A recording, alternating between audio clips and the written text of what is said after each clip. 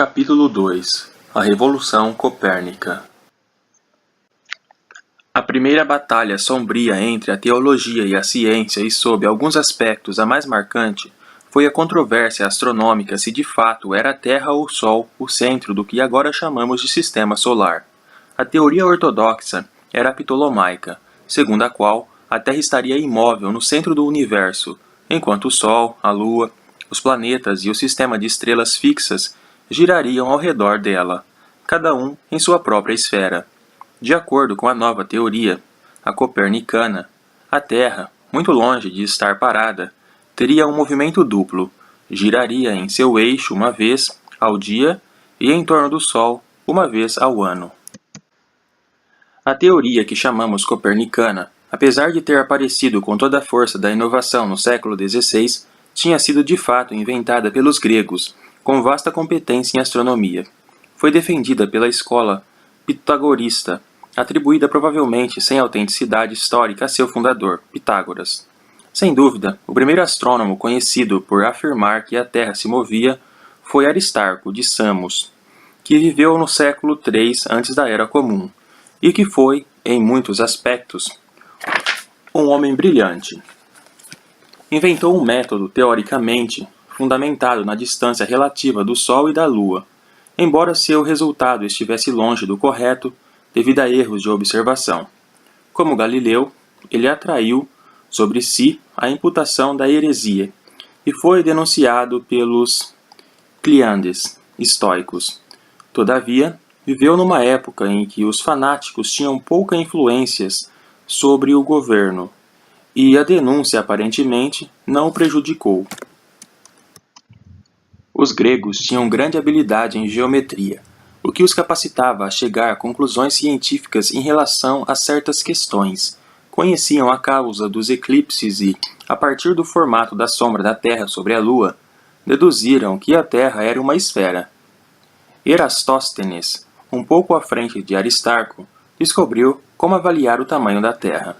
Mas os gregos ainda não possuíam os princípios da dinâmica e, assim, aqueles que seguiram a doutrina pitagorista do movimento da Terra foram incapazes de levar adiante quaisquer argumentos mais convincentes em favor de seus pontos de vista.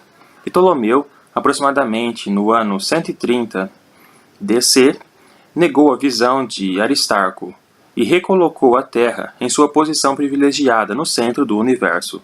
Por toda a antiguidade posterior e na Idade Média, sua visão permaneceu incontestada. Copérnico, 1473–1543, teve a honra, talvez mal merecida, de dar seu nome ao sistema copérnico. Depois de estudar na Universidade de Cracóvia, foi para a Itália ainda jovem e no ano de 1500 tornou-se professor de matemática em Roma. 3 anos mais tarde, porém, retornou à Polônia, onde esteve encarregado de reformar a moeda e combater os cavaleiros teutônicos. Em seu tempo livre, durante 23 anos, de 1507 a 1530, passou compondo sua grande obra sobre as revoluções dos corpos celestes, publicada em 1543, um pouco antes de sua morte. A teoria de Copérnico, embora importante como um fecundo empreendimento da imaginação, possibilitou o progresso vindouro, mas ainda muito imperfeito. Os planetas, como se sabe, giram em torno do Sol, não em círculos, mas em elipses, das quais o Sol ocupa não o centro, mas um dos focos. Copérnico manteve-se fiel ao pensamento de que suas órbitas deveriam ser circulares, e devido às suas irregularidades, supôs que o Sol não estivesse bem no centro de qualquer uma delas. Isto destituiu parcialmente seu sistema da simplicidade, sua maior vantagem sobre Ptolomeu, e teria tornado impossível a generalização de Newton, se não tivesse sido corrigida por Kepler. Copérnico estava ciente de que sua doutrina central já havia sido propagada por Aristarco, um conhecimento adquirido graças à revitalização do aprendizado clássico na Itália, e sem o qual, naquela época, de ilimitada admiração pela antiguidade, ele não teria tido coragem de publicar sua teoria. De qualquer forma, atrasou muito sua publicação, pois temia a censura eclesiástica. Sendo ele próprio um eclesiástico, dedicou seu livro ao Papa, e seu editor, Osiander, acrescentou um prefácio, o qual talvez não tenha sido aprovado por Copérnico, afirmando que a teoria do movimento da Terra foi apresentada unicamente como uma hipótese e não uma verdade dogmática. Por algum tempo, estas táticas foram suficientes, mas foi somente a oposição mais arrojada de Galileu que trouxe uma condenação oficial retroativa para Copérnico. No início, os protestantes eram quase mais implacáveis contra ele do que os católicos. Lutero disse: as pessoas dão ouvidos a um arrogante astrólogo que se empenhou em mostrar que a Terra gira, não o céu, o firmamento, o Sol e a Lua. Quem deseja parecer ser sábio deve apresentar um sistema novo, melhor do que todos os existentes. Este tolo deseja alterar completamente toda a ciência da astronomia, mas a Sagrada Escritura diz que Josué ordenou que o Sol parasse, e não a Terra.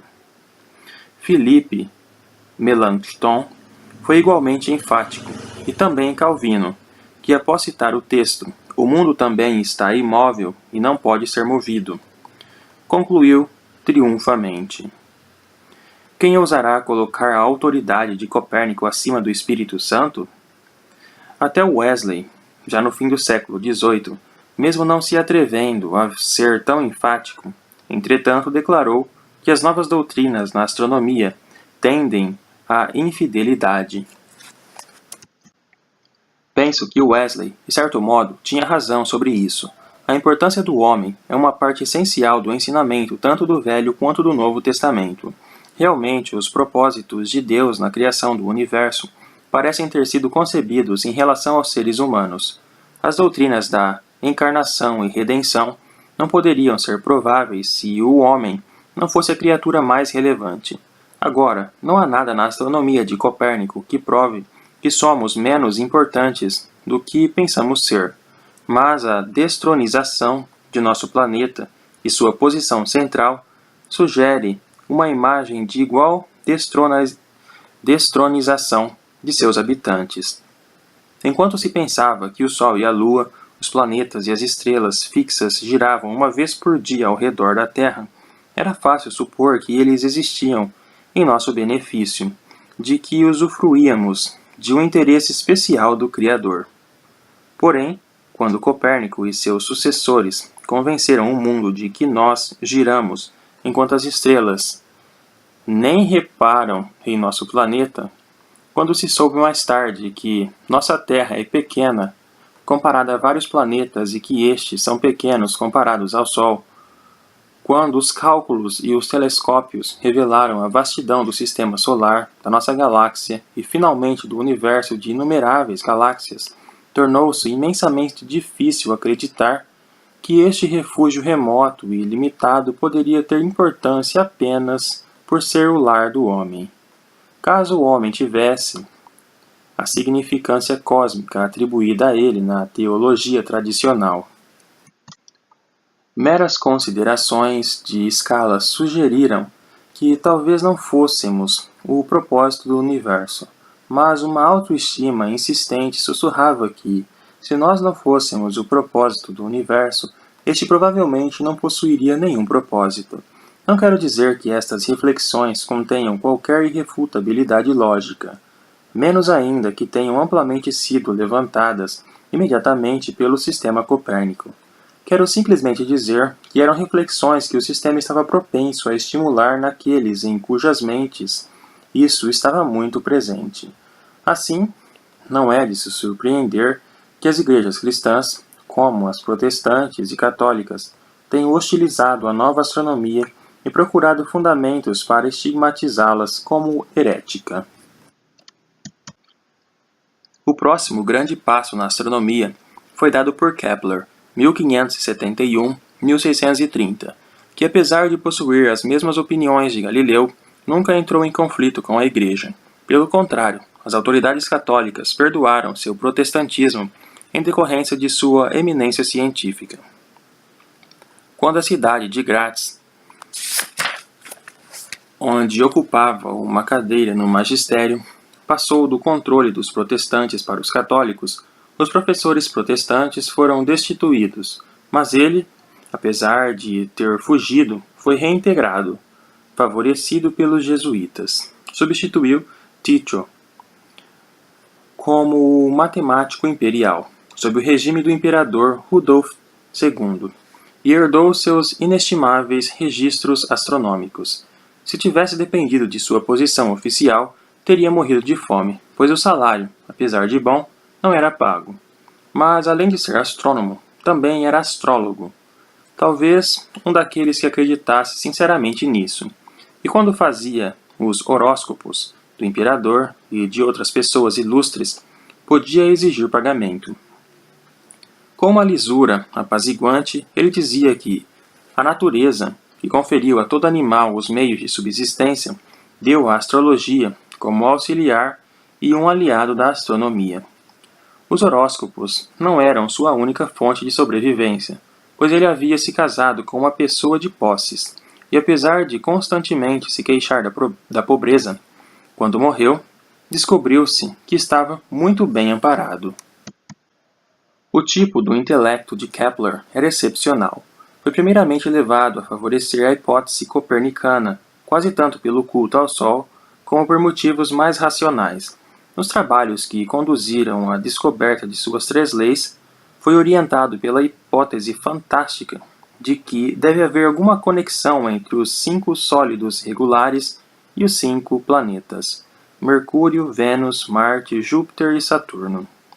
Este é um exemplo extremo de uma ocorrência não rara na história da ciência, isto é, que teorias que se revelam verdadeiras e importantes despontam primeiramente nas mentes de seus descobridores por considerações que são absolutamente extravagantes e absurdas.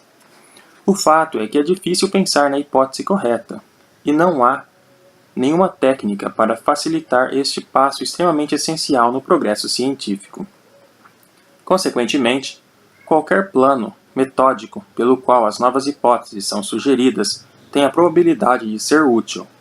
E se é firmemente acreditada, dá ao investigador paciência para continuar a testar continuamente novas possibilidades, por mais que previamente muitas tenham sido descartadas. Assim era Kepler. Seu sucesso final, particularmente no caso de sua terceira lei, foi decorrente de sua incrível paciência. Mas esta paciência deveu-se às suas crenças místicas de que alguma coisa relacionada aos sólidos irregulares deveria fornecer uma pista, e que os planetas, por seus movimentos, produziriam uma música das esferas, que seria audível apenas para a alma do Sol. Estava firmemente convencido de que o Sol era o corpo de um espírito mais ou menos divino. As 2 primeiras leis de Kepler foram publicadas em 1609, a terceira em 1619. A mais importante das 3, do ponto de vista do nosso entendimento geral do Sistema Solar, foi a primeira que estabeleceu que os planetas giram em torno do Sol em elipses, das quais o Sol ocupa um foco. Para desenhar uma elipse, espete 2 alfinetes num pedaço de papel com 1 polegada de distância, pegue então uma linha de 2 polegadas de comprimento e fixe as 2 extremidades aos 2 alfinetes. Todos os pontos que podem ser marcados mantendo a linha tensionada estão na elipse, da qual os 2 alfinetes são os pontos fixos, focos. Em outras palavras, uma elipse consiste nos pontos, cuja soma das distâncias de um foco a outro é constante. Os gregos presumiram primeiramente que todos os corpos celestes giravam em círculos, já que o círculo é uma curva mais perfeita. Quando verificaram que esta hipótese não funcionava, adotaram o pensamento de que os planetas giram em epiciclos, que são círculos ao redor de um ponto que está se movimentando circularmente ao redor de si mesmo. Para fazer um epiciclo, pegue uma roda grande e coloque-a no chão. Depois pegue uma roda menor com um prego na borda e deixe que o prego arranhe o chão ao rodar ao redor da roda maior. O traço feito pelo prego no chão é um epiciclo. Se a Terra se movesse circularmente ao redor do Sol, e se a Lua se movesse num círculo em volta da Terra, a Lua se moveria num epiciclo ao redor do Sol. Apesar dos gregos terem conhecimento sobre elipses e de terem estudado cuidadosamente suas propriedades matemáticas, nunca lhes ocorreu a possibilidade de que os corpos celestes pudessem se mover de qualquer outra forma, exceto em círculos ou variações de círculos, pois o senso estético dominava suas especulações, fazendo-os rejeitar todas as hipóteses, com exceção das mais simétricas. Os escolásticos tinham herdado as discriminações conceituais dos gregos, e Kepler era o primeiro que ousava ir contra eles nesse campo. As preconcepções, que possuem uma origem estética, são tão enganosas quanto as morais ou as teológicas, e com base somente nisto, Kepler já seria um inovador de primeira importância. Suas 3 leis, porém, têm outra grande relevância na história da ciência, já que elas forneciam a prova da lei da gravidade de Newton. As leis de Kepler, diferentemente da lei da gravidade, eram puramente descritivas, pois não sugeriam qualquer causa geral para os movimentos dos planetas, mas davam as fórmulas mais simples, as quais sintetizam os resultados de observações. Simplicidade de descrição era até então a única vantagem da teoria de que os planetas giravam em torno do Sol ao invés da Terra, e que o visível ciclo diurno do céu era realmente devido à rotação da Terra. Para os astrônomos do século XVII, parecia que havia mais do que apenas simplicidade envolvida, que a Terra realmente gira e os planetas realmente dão a volta ao Sol. E esta visão foi reforçada pelo trabalho de Newton. Mas, na verdade, visto que todo movimento é relativo, não há como distinguir entre a hipótese de que a Terra gira em torno do Sol e a hipótese de que o Sol dá voltas ao redor da Terra. São meramente maneiras diferentes de descrever a mesma ocorrência, como dizer que A se casa com B ou que B se casa com A. Mas, quando chegamos aos detalhes, a maior simplicidade da descrição copernicana se torna tão importante que nenhuma pessoa sã se ocuparia com as complicações envolvidas na compreensão da Terra. Se considerada estática, dizemos que um trem viaja de Edimburgo, mas não dizemos que Edimburgo viaja até o trem. Poderíamos considerar este último caso, racionalmente, mas para isso seria necessário que todas as cidades e campos ao longo do caminho, repentinamente, tomassem a direção sul, e que isso se estenderia a tudo na Terra, exceto o trem, que é logicamente possível, mas desnecessariamente complexo. Igualmente arbitrário e sem propósito é o ciclo diurno das estrelas na hipótese ptolomaica, mas igualmente sem erro intelectual. Entretanto, para Kepler e Galileu e seus oponentes, visto que eles não reconheciam a relatividade do movimento, a questão em debate pareceu não ser de conveniência na descrição, mas de verdade objetiva. Pareceria então que este erro foi um estímulo necessário para o progresso da ciência astronômica daquele tempo, já que as leis que governam as condições dos corpos celestes nunca teriam sido descobertas, não fossem as simplificações introduzidas pela hipótese copernicana. Galileu Galilei, o 1564-1642, foi a figura científica mais memorável de seu tempo, tanto devido às suas descobertas como ao seu conflito com a Inquisição. Seu pai foi um matemático sem recursos, que fez o máximo para colocar o filho em estudos lucrativos, encaminhando-o para o que ele acreditava ser mais rentável. Conseguiu esconder de Galileu a existência da matemática, até que ele, aos 19 anos, escutou às escondidas uma preleção sobre geometria. Agarrou então com avidez o assunto, que tinha para ele todo o encantamento do fruto proibido. Infelizmente, a moral desse incidente se perdeu entre os professores. O grande mérito de Galileu foi a combinação da habilidade experimental e mecânica com a possibilidade de incorporar seus resultados em fórmulas matemáticas. O estudo da dinâmica, isto é, das leis que governam os movimentos dos corpos, virtualmente começa com ele. Os gregos tinham estudado a estatística, ou seja, as leis do equilíbrio, mas as leis do movimento, especialmente o movimento com velocidade variante, foram completamente mal interpretadas, tanto por eles quanto pelos homens do século XVI.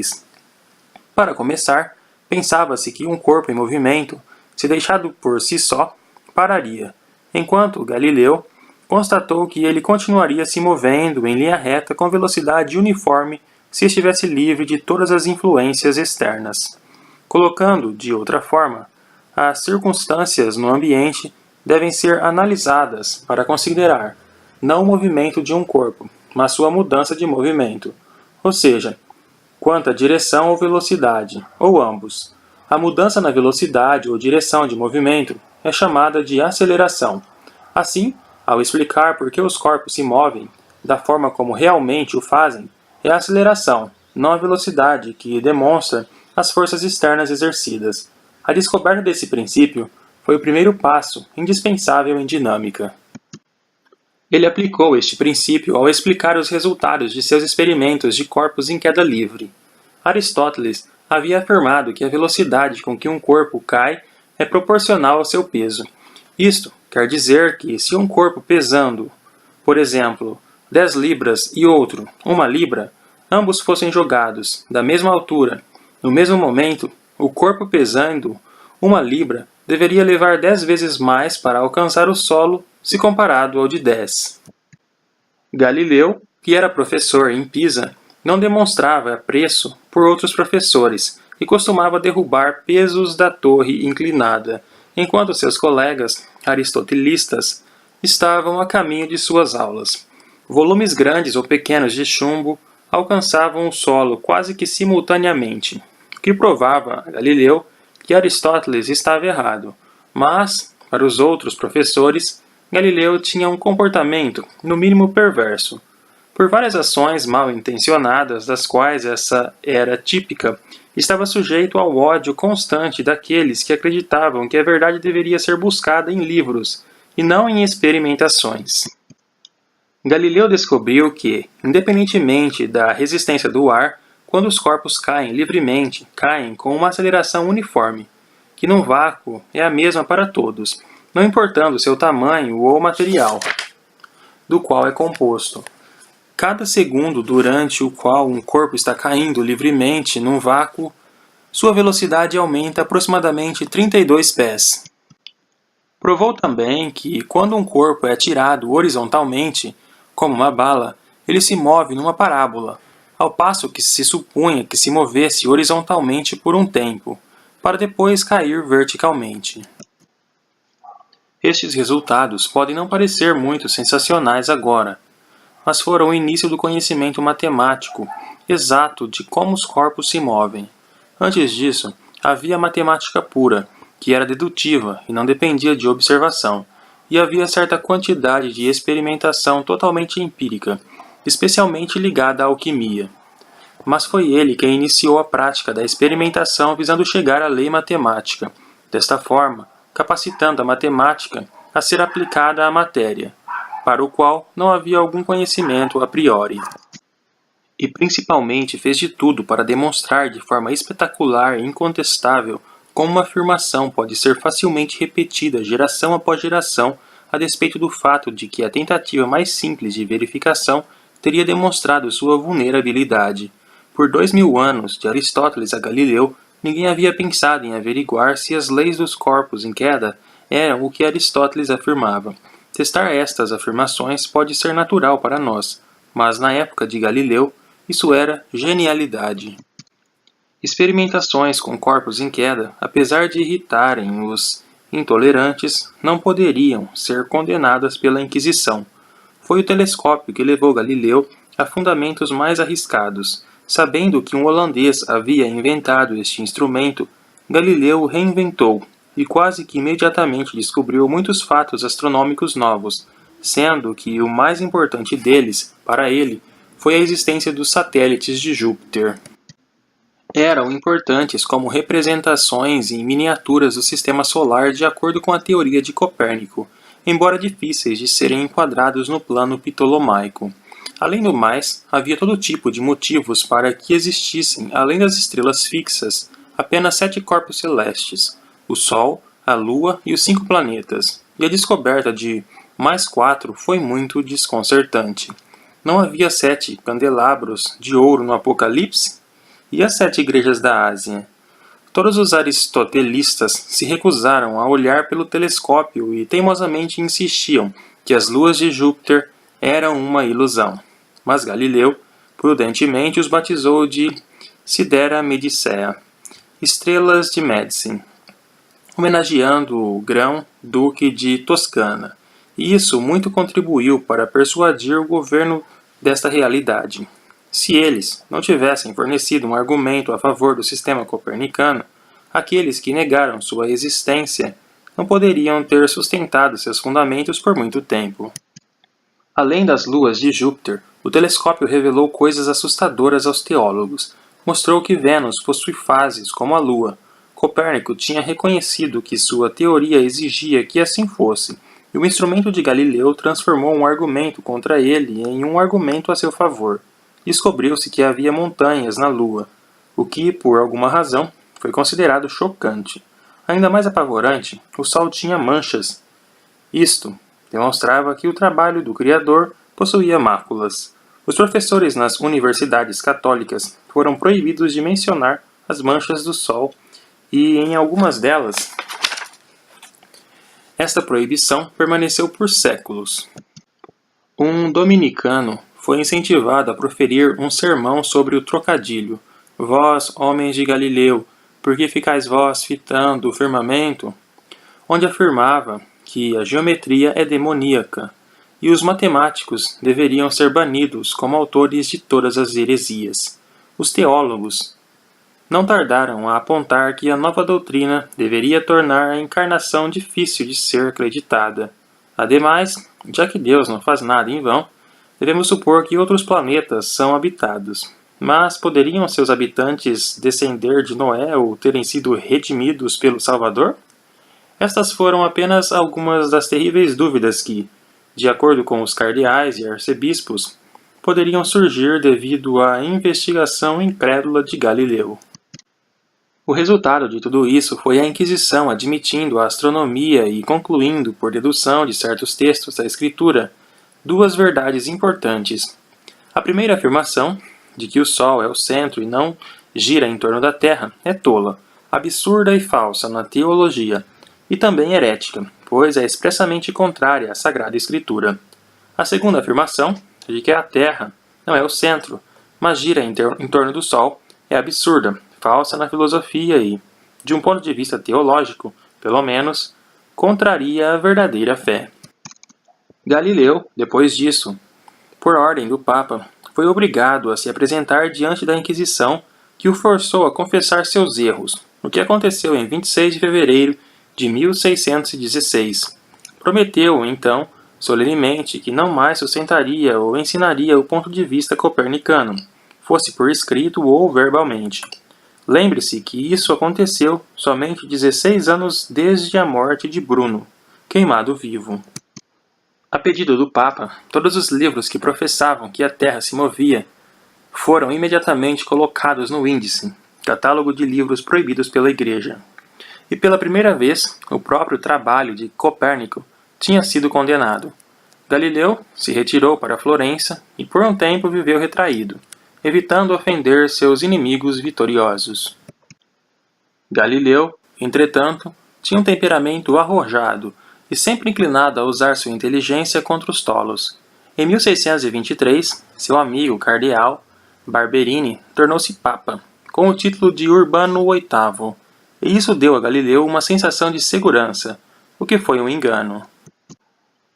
Ele se propôs então a escrever Dialogues on the Two Greatest Systems of the World, Diálogos sobre os dois maiores sistemas do mundo, concluídos em 1630 e publicados em 1632. Neste livro, há uma pretensão inconsistente em deixar o assunto em aberto entre os dois maiores sistemas, tanto de Ptolomeu quanto de Copérnico, mas na verdade, o conteúdo é um argumento poderoso a favor deste último. Foi um livro brilhante e lido com avidez por toda a Europa. Mas enquanto o mundo científico aplaudia, os eclesiásticos estavam furiosos. Durante aquele tempo em que Galileu teve que permanecer silente, seus inimigos tiveram a oportunidade de elevar o preconceito por argumentos para os quais teria sido imprudente revidar. Insistia-se que seu ensinamento fosse inconsistente com a doutrina da presença real. O jesuíta padre Melchior Inchoffer alegava que a opinião do movimento da Terra é a mais abominável de todas as heresias, a mais perniciosa, a mais escandalosa, a imobilização da Terra é triplamente sagrada. O argumento contra a imortalidade da alma, a existência de Deus e a encarnação deveriam ser aceitas mais rapidamente do que um argumento que prove que a Terra gira. Por estes gritos de guerra, os teólogos tinham se incitado e estavam prontos para a caça a um homem agora já velho, debilitado pela doença e quase cego. Galileu foi mais uma vez intimado a comparecer perante a Inquisição, que, insultada, sentia-se mais perseguida do que em 1916. A princípio, alegou que estava doente demais para empreender a viagem de Florença. Imediatamente o Papa ameaçou enviar seu próprio médico para examinar o acusado, que deveria ser trazido com algemas, caso sua doença não fosse grave. Isto induziu Galileu a empreender a viagem sem esperar o veredicto do emissário médico de seu inimigo, pois Urbano VIII agora tinha se tornado seu adversário implacável. Quando chegou a Roma, foi jogado na prisão pela Inquisição e ameaçado de tortura se não se retratasse. A Inquisição, invocando o nome mais sagrado de Nosso Senhor Jesus Cristo e de sua mais gloriosa Virgem Maria, decretou que Galileu não deveria incorrer nas penalidades advindas da heresia, desde que tivesse um coração sincero e uma fé genuína, e que na nossa presença renunciasse, amaldiçoasse e abominasse os erros e heresias cometidas.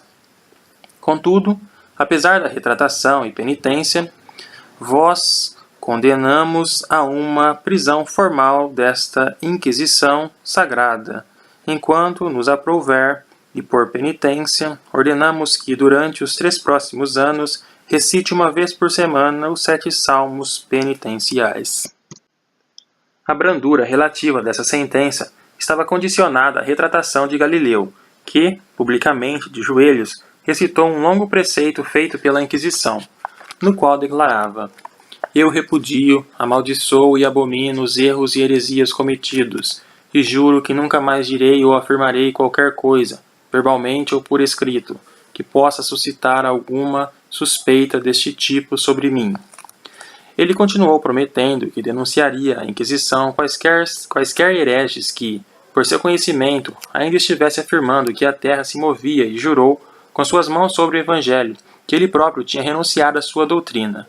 Satisfeita de que os interesses da religião e moral tinham se prestado a induzir o maior homem da época a cometer perjúrio, a Inquisição permitiu que Galileu passasse o resto de seus dias em retiro e em silêncio, não na prisão, é verdade, mas controlado em todos os seus movimentos e proibido de ver sua família ou amigos. Ele ficou cego em 1637 e morreu em 1642, no que Newton nasceu. A Igreja vetou o ensinamento do sistema copernicano como verdadeiro em todas as instituições educacionais que podia controlar. Os trabalhos que afirmavam que a Terra se move permaneceram no índice até 1835, quando, em 1829, a estátua de Thorwaldsen de Copérnico foi revelada em Varsóvia. Uma grande multidão se juntou a fim de reverenciar o astrônomo, mas quase nenhum padre católico apareceu. Por 200 anos, a Igreja Católica manteve uma oposição que relutantemente se enfraquecia em relação à teoria que, durante quase todo aquele período, foi aceita por todos os astrônomos. Não se deve pensar que os protestantes foram, inicialmente, mais simpáticos às novas teorias do que os católicos. Mas, por diversas razões, esta posição foi menos efetiva. Não havia entidade mais forte do que a Inquisição para impor a ortodoxia nos países protestantes. Além disso, a diversidade de seitas tornou a perseguição difícil, pois as guerras da religião tornavam desejável uma frente unida. Descartes, que ficou apavorado quando soube da condenação de Galileu em 1616, fugiu para a Holanda, onde o governo era adepto ao princípio de tolerância religiosa, apesar dos teólogos clamarem por sua punição. Acima de tudo, as igrejas protestantes não foram tolhidas pela alegação de infabilidade. Apesar das escrituras serem aceitas como inspiradoras e verbalmente sua interpretação ficava a critério pessoal, logo encontrando maneiras de explicar textos inconvenientes. O protestantismo começou como uma revolta contra a dominação eclesiástica. Em todo lugar, a força das autoridades seculares aumentou em comparação ao clero. Não há dúvida de que o clero, se tivesse tido poder, o teria usado para impedir a disseminação do copernicanismo. No fim de 1873, em St. Louis, um ex-presidente de seminário de professores luteranos americanos publicou um livro sobre astronomia, explicando que a verdade deveria ser buscada na Bíblia, não nos trabalhos dos astrônomos, e, sendo assim, os ensinamentos de Copérnico, Galileu, Newton e seus sucessores deveriam ser rejeitados. Todavia, esses protestos tardios foram simplesmente patéticos. Hoje em dia, admite-se universalmente que, mesmo não sendo decisivo, o sistema copérnico foi um estágio muito importante e necessário no desenvolvimento do conhecimento científico. Apesar dos teólogos, após sua desastrosa vitória sobre Galileu, terem achado prudente evitar uma determinação oficial como haviam feito naquela ocasião, continuaram a contrapor o obscurantismo à ciência, tanto quanto puderam. Isto pode ser ilustrado por atitudes em relação aos cometas que, para uma mentalidade moderna, não parecem estar profundamente ligados à religião. A teologia medieval, entretanto, simplesmente por ser um sistema lógico único que pretendia ser imutável, não podia se esquivar de ter opiniões claramente definidas sobre quase tudo, e desta forma estava propensa a entrar em combate ao longo de toda a fronteira da ciência. Devido à antiguidade da teologia, grande parte disto era mais apenas ignorância organizada, dando uma fragrância de santidade aos erros que não teriam sobrevivido numa época mais instruída. Com relação aos cometas, as opiniões dos eclesiásticos tiveram duas fontes. Por um lado, a prevalência da lei não era concebida como atualmente. Por outro, pensava-se que tudo acima da atmosfera da Terra devia ser indestrutível. Para começar, com a prevalência da lei, pensava-se que algumas coisas aconteciam de maneira regular, por exemplo, o nascer do Sol e a sucessão das estações, enquanto outras eram sinais e presságios, que tanto indicavam eventos vindouros ou incitavam os homens a se arrependerem dos seus pecados. Desde a época de Galileu, os homens da ciência concebiam as leis naturais como leis de mudança. Descreviam como os corpos se moviam sob certas circunstâncias e puderam assim nos capacitar a calcular o que aconteceria, e não apenas o acontecimento baseado sobre aquilo que já havia acontecido. Sabemos que o Sol nascerá por muito tempo, mas basicamente devido ao movimento dos mares. Isto pode deixar de acontecer através das mesmas leis que agora favorecem este evento. Tal conceito foi muito difícil para a mentalidade medieval, que só compreendiam as leis naturais quando atestavam repetição contínua. O que era incomum ou não recorrente era diretamente atribuído à vontade de Deus, e não como consequência de qualquer lei natural. No firmamento, quase tudo era regular. Os eclipses pareciam ser uma exceção e causavam terrores supersticiosos, porém tinham sido reduzidos à lei pelos padres babilônicos. O Sol e a Lua, os planetas e as estrelas fixas continuaram, ano após ano, desempenhando o que se esperavam deles. Nenhum fato novo foi observado e aqueles que eram familiares também perduravam. Desta forma, afirmava-se que tudo acima da atmosfera da Terra tinha sido criado de uma vez, com a perfeição concebida pelo Criador. Crescimento e decadência estavam confinados à nossa Terra, e faziam parte do castigo para o pecado de nossos primeiros ancestrais. Portanto, os meteoros e cometas, que são transitórios, deveriam estar na atmosfera da Terra, abaixo da Lua, sublunar. Com relação aos meteoros, esta visão estava correta, e com relação aos cometas, errada. Estas duas visões de que os cometas são presságios de que estão na atmosfera da Terra eram mantidas pelos teólogos com grande veemência. Desde os tempos antigos, os cometas haviam sido sempre considerados mensageiros de calamidades. Esta visão é citada por Shakespeare, por exemplo, em Júlio César e em Henrique V. Calixto III, que foi papa de 1455 a 1458, muito prejudicado pela invasão dos turcos em Constantinopla, relacionou essa tragédia à aparição de um grande cometa e ordenou dias de oração para que toda calamidade iminente pudesse ser desviada dos cristãos para sobre os turcos. E um adendo foi feito à litânia: livrai-nos, Senhor, dos turcos e do cometa. Cranmer, escrevendo a Henrique VIII em 1532 sobre a aparição de um cometa, disse: que coisas estranhas esses sinais de fato prenunciam. Deus sabe, pois eles não aparecem levianamente, mas sim para um grande feito. Em 1680, quando um cometa incomum apareceu de maneira alarmante, um eminente clérigo escocês, possuído de um nacionalismo admirável, declarou que os cometas são prodígios de grande discernimento que vêm a estas terras por nossos pecados, pois Deus nunca havia sido tão provocado por um povo. Talvez nisto ele tenha sido inconscientemente solidário à autoridade de Lutero, que havia declarado: o pagão escreve que o cometa pode surgir de causas naturais, mas Deus não cria nenhum que não anuncie uma calamidade. A despeito de outras diferenças, católicos e protestantes concordavam na questão dos cometas. Nas universidades católicas, professores de astronomia tinham que fazer um juramento incompatível com a visão científica dos cometas. Em 1673, o padre Augustin de Angelis, reitor do Colégio Clementino em Roma, publicou um livro sobre meteorologia, no qual declarou que os cometas não são corpos celestes, mas se originam na atmosfera da Terra abaixo da Lua. Pois todas as coisas do céu são eternas e incorruptíveis, mas os cometas têm um começo e um fim. Por conseguinte, cometas não podem ser corpos celestes. Isto foi dito em refutação a Tycho Brahe, que, com o apoio subsequente de Kepler, havia dado razões abundantes para a crença de que o cometa de 1577 estava acima da Lua.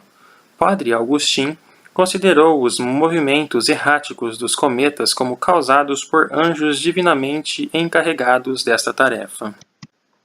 Tipicamente britânico em seu espírito conciliatório, há uma anotação no diário de Ralph Thoresby, FRS, ano de 1682, quando o cometa Halley fazia sua aparição e que, pela primeira vez, permitiu que sua órbita fosse calculada. Thoresby escreveu: Senhor, guarda-nos de quaisquer mudanças que possa anunciar, pois apesar de eu não ignorar que tais meteoros sejam de causas naturais, mesmo assim são também frequentemente presságios de calamidades naturais. A prova final de que os cometas estão sujeitos à lei e não estão na atmosfera da Terra deve-se a 3 homens. Um suíço de nome Dorfel revelou que a órbita do cometa de 1680 era aproximadamente uma parábola.